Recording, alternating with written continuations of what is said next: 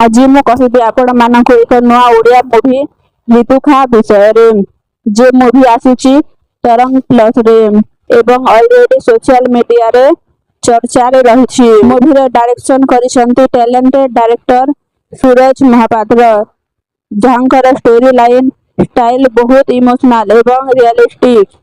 एबे कथा कहबा दरकार ऋतुखार स्टार कास्ट जहा मध्य अछंती जगन्नाथ सेठ, सार्थक भरद्वाज एवं विश्वरूपा राउत तीन जन नुआ जेनेरेशन रे प्रोविजन फेस ओडिया इंडस्ट्री रे। ऋतुखा एक इमोशनल ड्रामा जहारे देखा जीव प्रेम संबंध एवं मनुष्यर इनर स्ट्रगल। ए मूवी रे किछि मोमेंट आपन को दिल को छुई जीव, स्पेशली फैमिली बॉन्डिंग एवं heart break scene. Director Suraj Mahapatra try करिसंती real emotion को स्क्रीन रे आनिबा पाई। जगन्नाथ सेठ रो परफॉर्मेंस नेचुरल लागिछि, तांकर इमोशनल सीन रे चाइनिंग देखा जाउछि।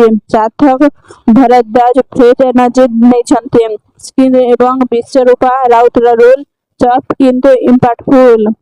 Director Suraj Mahapatra camera work एवं स्क्रीन प्ले रे क्लैरिटी रखी पारिसंती। स्टोरी सिंपल थिले भी कनेक्ट कराई देबो। बैकग्राउंड म्यूजिक इमोशनल टच देथाय, सॉन्ग मध्य heart touching. Cinematography clean, visual Odia culture रो रिप्रेजेंट करूची ब्यूटीफुली। ओवरऑल ऋतुखा एक मीनिंगफुल ओडिया मूवी जहां फैमिली एवं यूथ दुही को कनेक्ट कराई पारिबो।